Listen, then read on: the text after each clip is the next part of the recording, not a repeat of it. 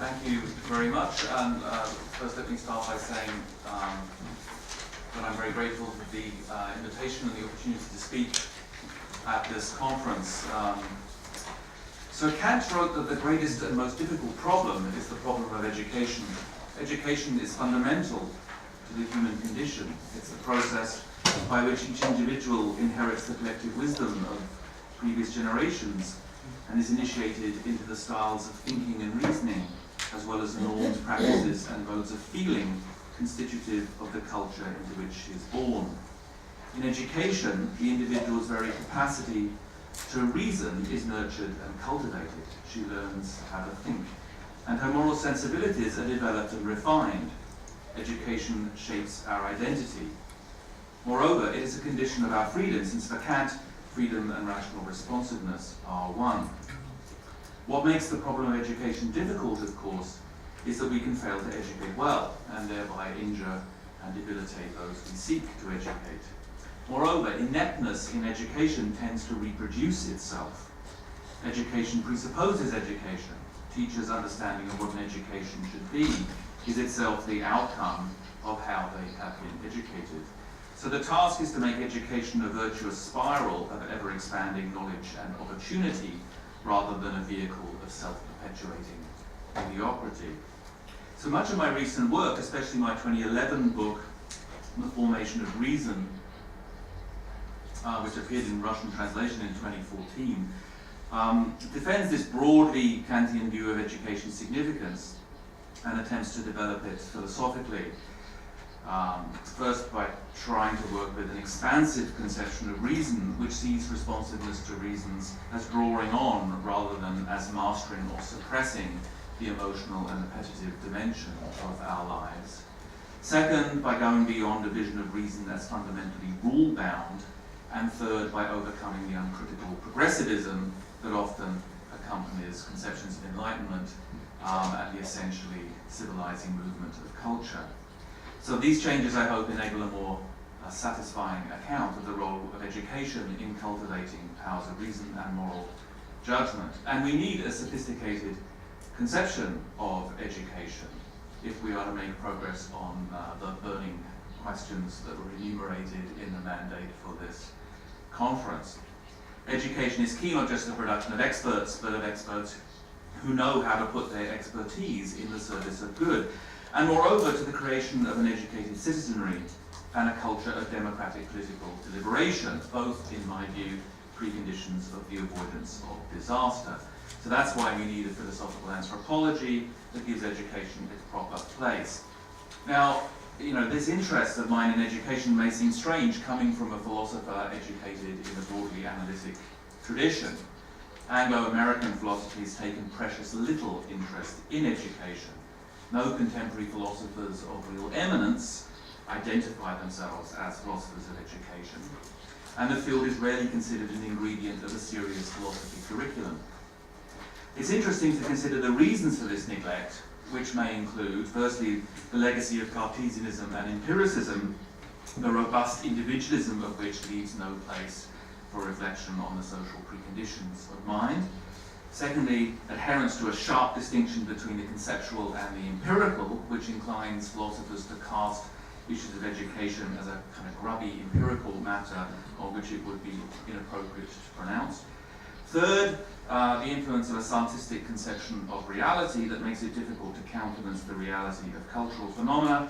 And fourth, sexism, for in the ruggedly male domain of analytic philosophy, with its adversarial and gladiatorial methods, it's hardly surprising that attention might not alight on issues concerning the nurturing and upbringing of children. But for whatever reason, matters of education have been shunted into a philosophical siding. I mean, things are set to change, I think, because the prejudices that deflected attention away from education are growing weaker. Philosophers are now interested in culture. The emergence of social epistemology has produced a fascinating literature on epistemic dependence and testimony. Philosophers no longer subscribe to rigid distinctions between conceptual and empirical inquiry. Virtue theory, both in ethics and epistemology, is alive and well, and that leads naturally to consideration of the cultivation of virtue in both domains. And there's an interest in epistemic injustice, which can be perpetuated or resisted by educational institutions. So the time's ripe for a renaissance in philosophy of education, understood not as a narrow branch of applied philosophy, concerned only with matters of policy and practice, but as a field that sees our capacity to educate and be educated as central to the human condition. So my interest in education has two main sources, neither of which include Kant. The first is my work on various Russian thinkers, particularly Ilyenkov and Vygotsky. I first came to Russia in 1980, some 18 months after Ilyenkov's death, and I was fortunate to meet Ilyenkov's friend, Felix Mikhailov, who subsequently mentored me as I sought to find my way into the curious world of Soviet philosophy. Mikhailov cared deeply about education and its philosophical significance. If you want to understand human beings, as he might say, and have said, not as fixed and given things, but in their becoming, then you have to understand how human beings learn. And if we want to understand how our mindedness is an essentially social phenomenon, we have to countenance how we learn from and in communion with others. In this spirit, Mikhailov led me to Vygotsky and encouraged me to reflect on Ilyenkov's writings on education, not just Ilyenkov's interest in and involvement with Nishirakov's famous work on the education of people who are both blind and deaf, but also Ilyenkov's popular essays on educational themes. These papers are interesting not just as corollaries to Ilyenkov's general view of mind and culture, but because they have a kind of political subtext. Ilyenkov thought the Soviet state should take proper responsibility for creating the conditions in which people can flourish. And that meant providing all citizens with a rich general education that equips them not just with knowledge, but with the ability to think for themselves and to think in unconventional and creative ways. The second source of my interest in education is my work on the philosophy of John McDowell, who is a philosopher that doesn't directly address educational issues at all, but in his 1994 book, Mind and World, he offers us an account of the relation of mind and world that gives pride of place to Bildung. McDowell uses this famous German word, I apologize for my pronunciation, but he uses that word complaining that there is no suitable English equivalent. So hence my concern in the formation of reason to defend and enrich McDowell's insights, but to do so in a way that provides a fruitful framework for reflection on education. Now, McDowell's starting point is the question, how is knowledge possible? And in Kantian style, he treats this not merely as a matter of defending knowledge against skepticism, but as the question of how thought can bear on an objective world at all. Focusing on perceptual knowledge, McDowell's answer is inspired by Kant. The content of perceptual experience is essentially conceptual in character, or as Kant might say, empirical knowledge results from a cooperation of receptivity and spontaneity. But for McDowell, receptivity does not make even a notionally separable contribution to the cooperation. That is, in perception, we do not put a conceptual construction upon an extra conceptual given. Rather, concepts are at work in receptivity itself, so the content of our experience is suitable to be the content of a judgment. Thus, we can say that when a person comes to believe that it's raining because she sees that it's raining, what she experiences can be the ground for her belief. Thus, we can understand experience as an openness to the layout of reality that exerts a rational influence on what a subject thinks. That's a quote from McDowell. McDowell concludes now, perhaps in Hegelian rather than Kantian spirit, that the realm of the conceptual is unbounded. Not just experience, but reality itself lies within the bounds of the conceptual, and this secures a unity of mind and world. So on McDowell's view, perception might seem to have a curiously hybrid nature. On the one hand, as a form of receptivity, it would appear to be a causal process that falls within the scope of natural scientific explanation. On the other, as a process that exerts a rational influence on what we think, it would appear to require a different style of explanation altogether, one that appeals to the subject's reasons for thinking or doing what she does. And for McDowell, these styles of explanation are radically different in character. In the former, what happens is necessitated by natural law. In the latter, freedom is operative, for the subject must determine for herself what to think or do in light of what experience gives her reason to think or do. Of course, perception is a passive process. If you look in a certain direction, you can't help what you see. But for all that, we have a standing obligation to reflect critically on the deliverances of experience so that we don't make errors of perceptual judgment. So McDowell's distinction between these two modes of intelligibility, natural scientific explanation on the one hand, and space of reason's intelligibility on the other, as he calls it, recalls Kant's contrast between two ways of viewing persons. Kant writes, here I quote from the groundwork, Kant writes, "We must conceive of man in one sense and relationship when we call him free, and in another when we consider him to be part of nature and subject to nature's laws. Thus we may see ourselves as objects in the sensible world, in which case we are subject to causal determination in accord with laws of nature. Or we can see ourselves as intelligence, as rational beings who determine for themselves what to think and do in accord with reasons." McDowell, however, sees a problem in Kant's way of drawing the contrast, because for Kant, insofar as we view ourselves as rational beings, we have to portray ourselves as somehow outside nature, as belonging not or not only to the sensible world, but also to the intelligible world, as Kant calls it. But for all the strength of Kant's picture, with its bold recognition of the sui generis character of reason, it robs us of a philosophically satisfying account, first of our embodiment of the way that our intelligence is present in our bodily engagement with the world, and second, of our social being, for we can commune with others only as embodied beings in the natural world. So McDowell argues that the difficulty arises from allowing our conception of nature and the natural to be dictated by the disenchanted conception of reality we owe to the rise of the modern scientific worldview. If we think of the natural world as bereft of meaning, value, and reasons, then we will be unable to see our rational powers as natural, and we will be forced to represent ourselves as fundamentally bifurcated, partly within nature and partly beyond it. We will thus deny ourselves an adequate account of how perception can yield knowledge of the world and how thought can be present in activity. And that, for McDowell, is an intolerable outcome. And to avoid it, we have to refuse to gift the concept of nature to natural science and work instead with a more expansive conception of the natural. If we effect what he calls a partial re-enchantment of nature, we can see reason as a natural power of human beings, notwithstanding the fact that it resists explanation in natural scientific terms. And to this end, McDowell invokes the notion of second nature. Our conceptual capacities, those that enable our responsiveness to reasons, are not just given as aspects of our biological nature. They are acquired in the course of maturation, upbringing, and education. And this process of formation, or Bildung, does not lift us out of nature. It is a natural part of a normal human life. We are beings who grow into reason as we are initiated into culture, language, and traditions of thinking and reasoning.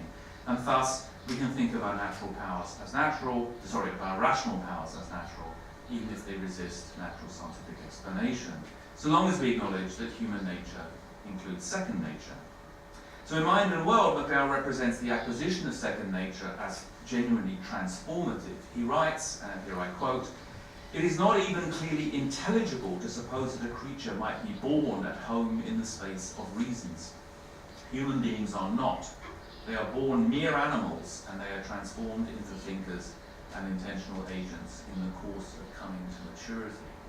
So Bildung is thus not the development of already existing selves, but the process in which minded beings come to be.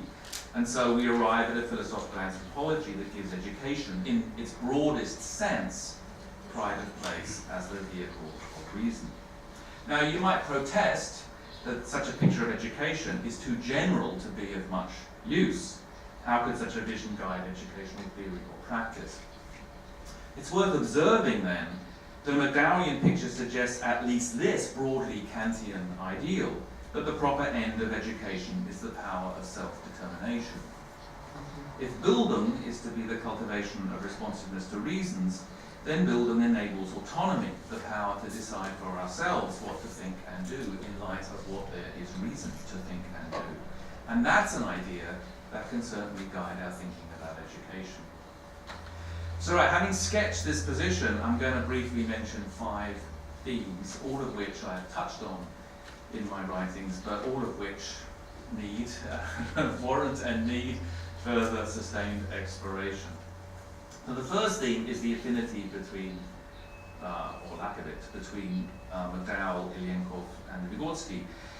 So although their philosophical idioms are very different, there are some striking parallels between McDowell's position in Mind and World and Ilyenkov's famous response to the problem of the ideal, as he calls it. Ilyenkov, in that work, can also be seen as trying to effect a partial re-enchantment of reality, for he urges us to see objective reality as laden with ideality, with significance, meaning, and value. The world we inhabit is one in which reason is present as the other being of human activity. The form of the world is ideal, or we might say conceptual, because it is always already significant for us in relation to our activity. Or so, I believe, Ilyenkov argues.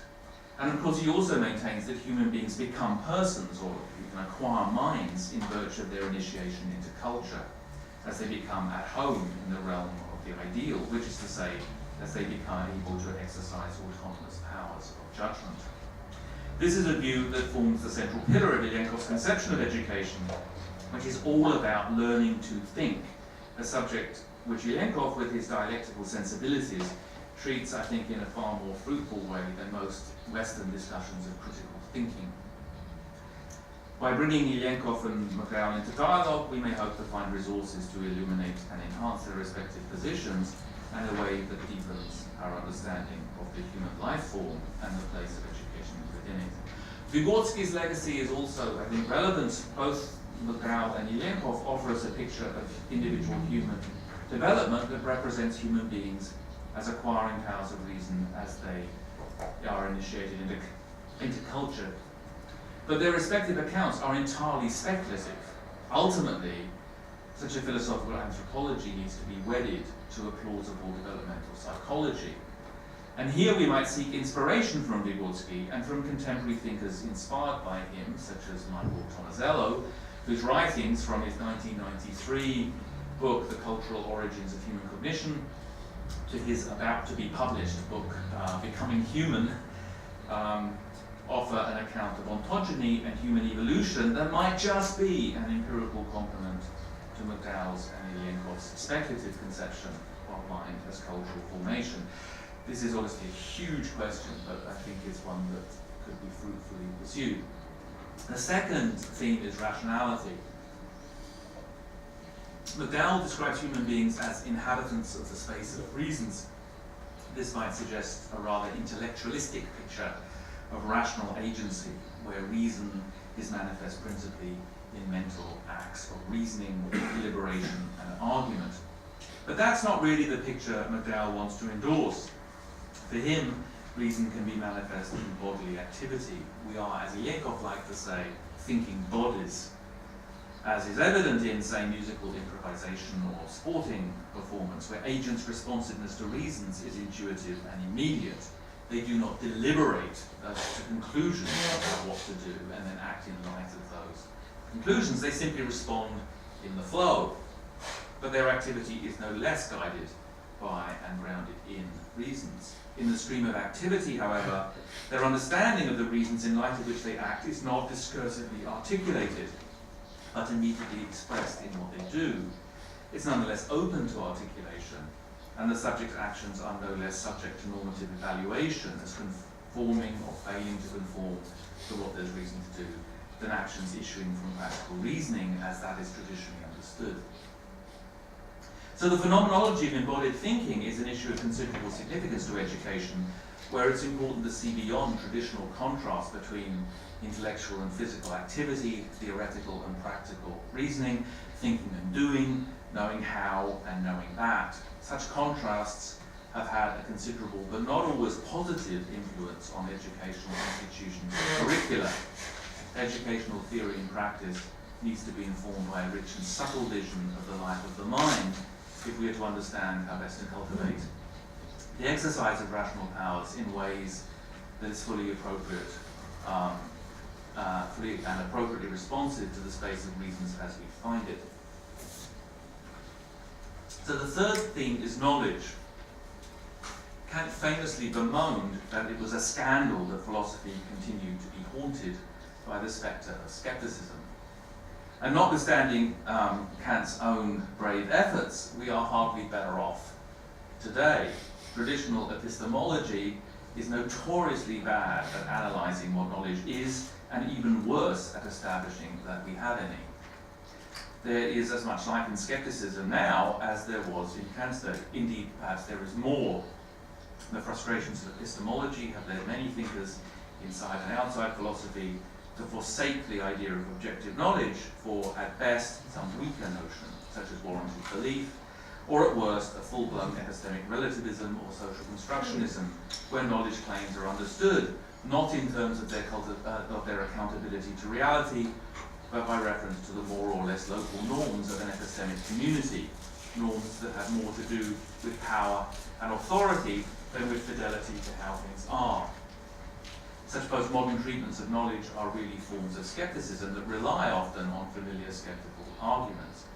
Now, such views have had a significant and largely unhappy influence on educational thinking. Of course, it's important to be wary of what educational institutions serve up as knowledge. This is particularly so in a discipline such as history, where accounts of the past are written by the victors, and other voices are typically suppressed, ignored, or obliterated. But recognizing this is not a reason to give up on the idea of knowledge. Exactly not. We need to hear voices that have been silenced precisely because they offer us hitherto unavailable insights into how things were. They take us closer to the truth. Of course, learners must be active in their relation to what is presented to them as knowledge. They must engage critically with it, treating it as living belief, open to refutation or revision